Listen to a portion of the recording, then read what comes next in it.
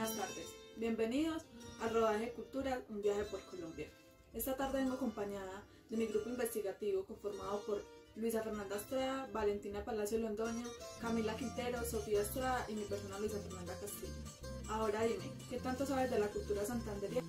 Ahora vamos a hablar con nuestra compañera Valentina, que se encuentra ubicada en la ciudad de Medellín realizando unas entrevistas a algunos ciudadanos del común para ver qué tanto saben de esta cultura. Hola, ¿cómo están? Yo soy Valentina Palacio y el día de hoy quiero comentarles un poquito acerca del departamento de Santander. Esto por medio de una entrevista a mi compañera Samantha. Bueno, Sam, ¿qué conoces de Santander? Bueno, yo estuve viviendo en Bucaramanga por un mes y pues la verdad tuve varios lugares para visitar, como por ejemplo el cañón de Chicamocha, me pareció excelente, que es como uno de los mayores atractivos de allá de Bucaramanga, y también el clima, es un poco más caliente que acá en Medellín, pero me gustó mucho. Listo, cuéntame si encontraste alguna diferencia cultural entre Medellín o Antioquia y el departamento de Santander allá en Bucaramanga donde estabas. Pues diferencia cultural no tanta, pero sí como sus tradiciones. Allá como que toda la, bueno, no toda la comunidad, pero están más centrados en hacer, por ejemplo, calzado. Acá en Medellín es más que todo textilería y allá sí se ve más fuerte ese desarrollo, pues como en esa industria de calzado. De textil también. ¿Qué más? Como la arepa, hay un diferente tipo de arepa que también la probé, arepa de chocolo, cosas así. Listo. Bueno.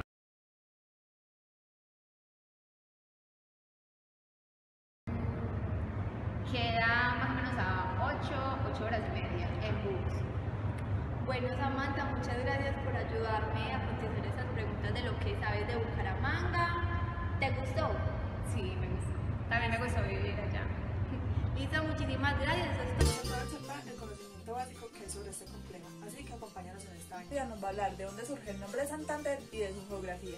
Ok, Luisa, imagínate que Santander surge en la época de la Nueva Granada. En este momento Santander se llamaba el estado de Santander. Su nombre se lo debemos al general Francisco de Paula Santander. Siendo más con este tema, entendemos que Santander está ubicado al nororiente del país. Y sus ciudades más reconocidas en el ámbito nacional son Bucaramanga y Cúcuta. Algunas ciudades o municipios son Florida Blanca, Barranca Bermeja, Girón, entre otros.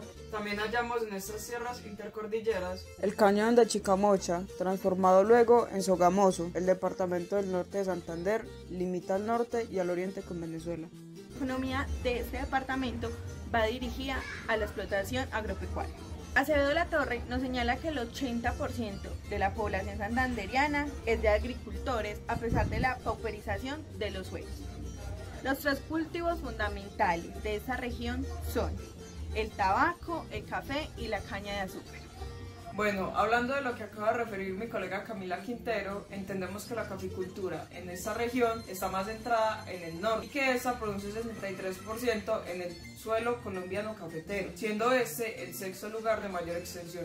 Ahora bien, el tabaco ocupa un lugar más importante en el departamento del sur. Su superficie cultivada son 14.330 hectáreas. Bueno, ahora hablaremos de la caña de azúcar, que esta está ubicada más al sur que al norte de la región, y que esta sirve para fabricar la panela y las melazas. Pensarán que en este sector no se presenta la agricultura, sin embargo es una actividad reciente que se da en los lugares de explotación de suelo. Ahora entendemos que hay que ubicar a la familia en un sistema sociocultural y económico para poder entender las interrelaciones que existen en un grupo determinado de sujetos. También entendemos que desde épocas muy antiguas se ha situado dominadores y dominados en las clases sociales, siendo los españoles aquellos dominadores y siendo los indios aquellos dominados en tiempos antiguos. Y esto aún se ve reflejado, pero no ya siendo españoles y indios, sino clase alta, media y baja.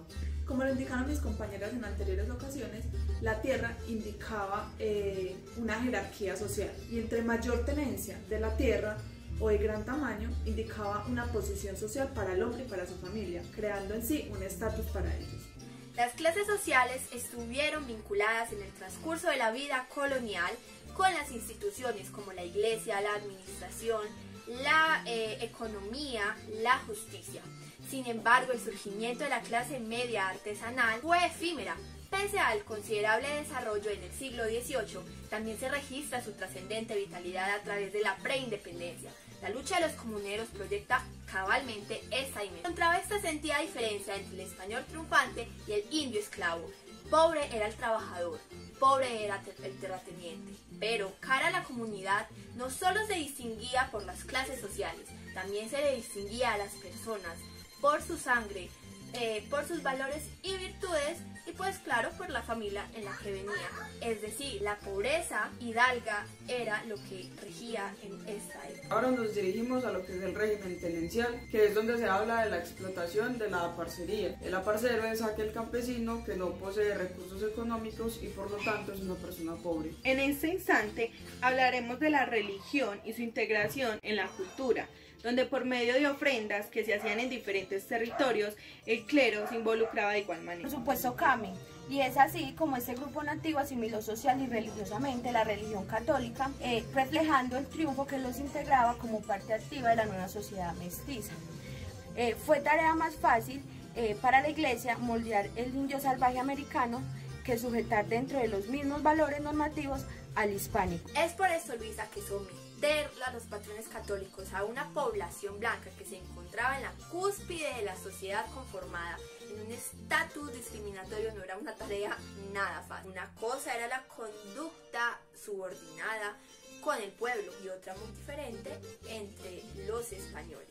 Ahora bien, entendemos que de esta manera se empiezan a observar la diferencia con las clases medias artesanales, que fueron aquellas que militaron en el partido opuesto al que se situó el clero de ese complejo. Entendemos que hoy en día aún existe ese predominio de la vida religiosa por encima de la vida social familiar. Por otro lado, para hablar un poco de la posición actual de la iglesia, debemos considerar que en los Santanderes no fue ni ha sido el clero el líder natural de estas comunidades. Además de esto, el tradicional carácter individualista e imperativo del santanderiano. También podemos notar, con lo que se ha mencionado anteriormente, que las experiencias partidistas han dejado huellas en las instituciones, el individuo y su sociedad, creando especie de reflejos sociales condicionados de conducta disociadora que se ponen en acción al estímulo de las creencias religiosas. Con esto, la iglesia se convirtió en un factor de desunión ciudadana más que de integración. Finalmente, la imagen no superada del machismo físico-agresivo de esta subcultura también tiene parte en la nueva asimilación religiosa de esta personalidad, desdeñando las creencias religiosas como sinónimo de debilidad y reblandamiento del ser masculino. Ahora bien, hablando en función a la familia, la iglesia tiene una parte activa en su estructuración, no tanto en su tarea de moldeamiento a sus patrones normativos de ética, sino en cuanto a que su doctrina, interpretada a los ojos de la estructura patriarcalista, dio respaldo a sus patrones de integración familiar interna. La doctrina católica refuerza la plenitud de la posición familiar del hombre, instalándolo como la cabeza de la familia, subordinando a su mente, a su acción y a su voluntad, la personalidad femenina a través de todo su ciclo vital. De esta manera, la iglesia en el complejo santanderiano, durante el periodo inicial, no solo sirvió los intereses de la estructuración de clases, moldeando la subordinación establecida por la conquista y la colonia, sino que fundamentalmente configuró la familia dentro del lineamiento patriarcal. Un dato muy importante para rescatar es que la teoría religiosa de expiación se proyectaba sobre el sexo débil, expresándose en el cumplimiento de sus funciones biológicas, gestación, parto, menstruación y lactancia. Constituye su cuota de sacrificio punitivo, principio purificador del complejo de culpa. Es de aclarar que la moral femenina de ese complejo, dentro de los estratos altos, es más un código de honor social que una pauta de inspiración religiosa.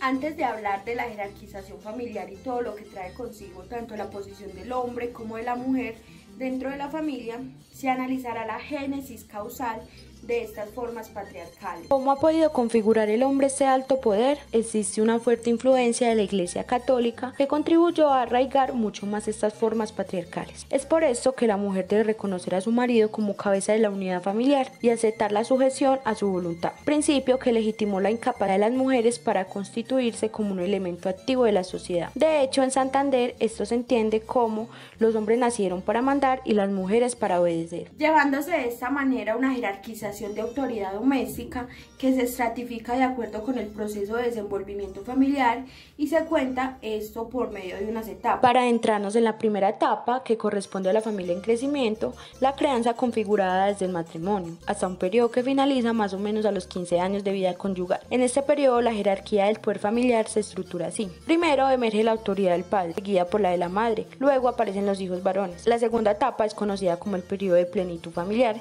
en el que se ve un cambio de ubicación jerárquica entre sus miembros, percibiéndose ya la superioridad de los egos masculinos sobre los egos femeninos, es decir, que sería básicamente así: primero el padre, luego los hijos varones, la madre y por último las hijas solteras. Y por último tenemos la tercera etapa, representada en la expansión familiar con el matrimonio de los hijos.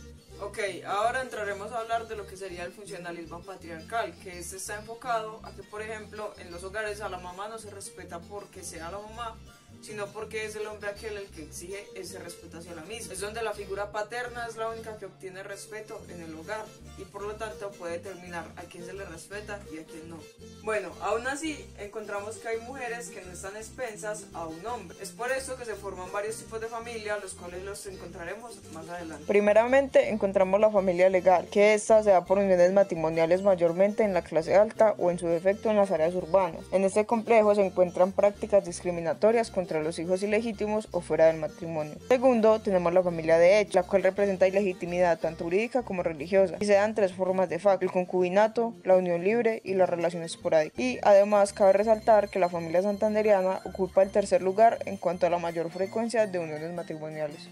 Sí, mira, Sofía, en ese mismo orden de ideas, las formas de facto a las que te refieres son una, la unión libre, donde se tiene en cuenta la estratificación social. Es por esto que se da la unión entre mujeres de clase baja y hombres de clase alta. Es decir, que un hombre de clase alta hacendado está manejando relación con una mujer de la servidumbre. La segunda forma es la relación esporádica o madre solterismo, también caracterizada por las relaciones interclases, donde no hay ninguna convivencia bajo el mismo techo, sino que simplemente se realizan sexo eventual para encontrar satisfacción del ego masculino. Y la última es el concubinato, donde también un hombre de clase alta se relaciona con una mujer de clase baja y forma una familia ilegítima paralela a su familia legítima. Esto se mantiene de manera encubierta y muy discretamente. Ahora profundizaremos en la personalidad varonil y la influencia que tiene este sobre la familia. La estampa varonil se caracteriza por su agresividad física dirigida tanto a la comunidad y traspasada también a la familia. Esto se encuentra desde las etapas adolescentes, donde se familiarizan desde el hogar con armas, el cuchillo, la navaja, el machete y más adelante con las armas de fuego, agudizando el machismo. Para el santanderiano, un escenario que denotaba inseguridad era cuando no portaba un arma, y es así como estos ni siquiera pueden dormir si no tienen a su alcance cualquier arma que respalde su sueño. Una reunión social o familiar no se puede estar sin protección, asimismo en la cotidianidad. Sin el arma se sienten desnudos, solos, mutilados, forestados o fuera del ambiente. También reviste las características básicas en su exteriorización, como descuido en el vestir, porque la elegancia toma lindes de dudosa masculinidad, movimientos desenvueltos y bruscos, palabras concisas y directas, trato franco, abierto y rudo, que no guarda valores. El lenguaje masculino santanderiano tiene fama en todo el país por el uso frecuente del vocablo grueso, de fuerte sentido y que utilizan desde niños como emblema oral de su ser. Sí, mira, y también estos son individuos de pocas palabras, porque no tienen en su dialéctica como un diálogo, y estos manejan una potencialidad para exponerse destruyendo. Ya estos se eliminan como sin razonar, sin escuchar, sin hacerse oír. Y la proyección como de este valor físico para el hombre es no escatimar el peligro, es decir, que el verdadero hombre lo busca, no lo evade ni lo aparta. También cada santanderiano, no importa su clase, ya sea hombre o mujer, se jacta de que es capaz de decir la verdad a cualquiera. Otra como de las cualidades es no rendir elogios ni adular las personalidades de cada individuo. Para ellos, el sentido de veracidad se conecta con el cumplimiento de la palabra empeñada. Lo que se dice es para cumplirlo, poniendo en juego su hombría y su honra. La palabra es el más sagrado mandamiento judicial. La honra de un individuo está supeditada al cumplimiento espontáneo de sus derechos y a su capacidad para imponer la satisfacción de ellos. Asimilando esto, se puede encontrar algo ejemplar en el complejo santanderiano, lo cual es la interiorización del valor del respeto a lo ajeno, ya que nada hiere tanto la sensibilidad social de un santanderiano como la acusación de robo o de fraude. Es entonces que la acción de esa personalidad básica en la función de la familia asume una dirección múltiple. En primer lugar, este es parte de la lucha social que libra en la comunidad. En segundo lugar, cumple sus funcionales tareas al asumir la vocería de sus derechos como institución, para finalmente proyectar su poder en su interior y así ocupar la jefatura como padre y esposo. A esto le sumamos que la herencia hispánica le confirió al hombre la jefatura económica del hogar. Sin embargo, se considera al hombre como cabeza de la economía de la familia de una manera más ideal que real, ya que las mujeres se educaban para asumir tareas productivas en las clases medias o bajas, que no solo redondeaba el presupuesto familiar, sino que con frecuencia es la fuente principal pero encubierta de sus finanzas. Pero ¿saben? Algo característico de estas estructuras es que el hombre siempre está presente en las ganancias de la mujer y su tarea empresarial. Un pequeño núcleo hogareño es dirigido empresarialmente por el padre y solo a medida que el hijo mayor va creciendo, este puede tomar el puesto paterno. En cuanto a las relaciones de estatus femenino y la vida económica, la mujer ni la sociedad conyugal ni la vida de soltera actúa como persona racionalmente activa en función de sus pertenencias, pues aún no tiene la capacidad cultural para mover sus interacciones libremente. Siempre actuó bajo su tutelaje masculino, que la representa y da validez y respaldo a sus acciones. Dentro de la vida familiar, toda actividad económica transcurre a espaldas suyas, viviendo ausente del mundo económico hogareño. A lo precedente se le anexa que a la mujer no se le permite ser cabeza de ninguna institución económica. Además, una mujer no podía competir agresivamente con un hombre en el plan de negocios. Asimismo, no se acepta el consejo femenino en el mundo de los negocios santanderianos. Con esto, según las clases económicas, la mujer recibe dinero para algunas expensas domésticas,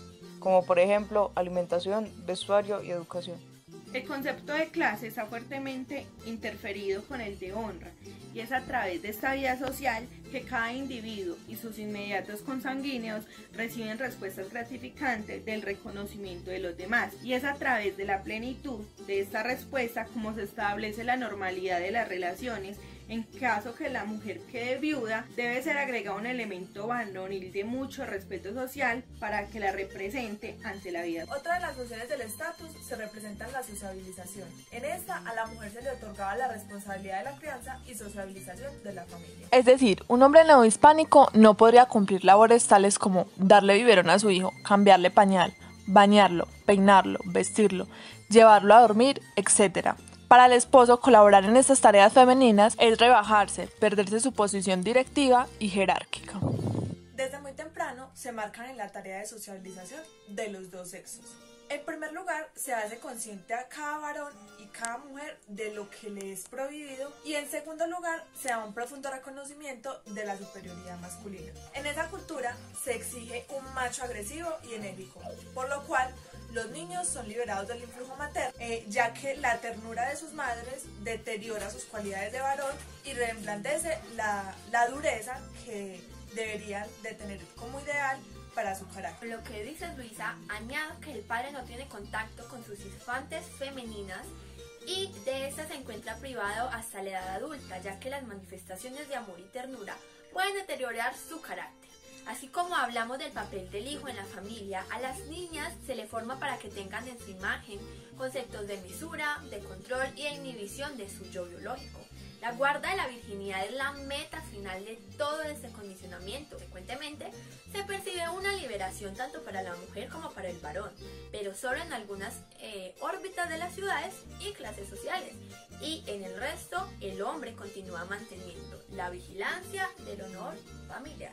En función de la familia extensa, el núcleo familiar primario se ha expandido con el matrimonio de los hijos, ubicando una barrera que no permite que alguien, o sea su pariente, interfiera en su hogar porque recíprocamente se abstiene de hacer. El orgullo de cada varón no ofrece el lado o la ayuda familiar por el simple hecho del ego del honor. En cambio, el grupo fraternal de mujeres con frecuencia mantiene una mayor interrelación, aunque siempre interferida por la voluntad de sus maridos, que no aceptan tampoco estos nexos con mucha intensidad. A menos que las situaciones de coyuntura sobrepasen los límites, por ejemplo, padres que rompen de por vida su relación paternal con un hijo o hija por desacato a la autoridad, hermanos y hermanas que se ignoran mutuamente viviendo sin conexión su vida dentro de sus comunidades pequeñas, solo la muerte, enfermedad, conflicto, problemas de gravedad cortan a veces estas extensiones que se prolongan por años. Está bien, ahora entendemos que la integridad de la familia extensa se mantiene hasta la muerte del padre y abuelo, porque en cada hogar el calor y la vida se guardan a través de la figura patriarcal. En caso de fallecer la madre, el padre es asesorado por el servicio doméstico para así suplir las funciones que ha dejado la madre. Pero en caso de que la mujer enviude, esta no será capaz de sostener el calor del hogar debido al régimen en el que fue establecido. Para concluir con este viaje por el complejo santanderiano, es de anotar y recordar que el hombre es el que proyecta su poderío y capacidad de mando en esta unidad social. Es decir, que es la cabeza de la familia, que hace sentir su autoridad, tanto en sus palabras como en sus actos. Por eso que en Santander se le da tanta importancia a la procreación de varón, ya que esto simboliza la honra del masculino en la unidad social y dan la realización a sus progenitores, puesto que estos se enorgullecerán a que la familia está extendiendo su apellido. Entonces básicamente un hijo varón es una bendición para la familia y la oportunidad para que el padre se renueve, se duplique y viva bueno. Por el contrario, una hija para la familia santanderiana genera dolor y recriminación.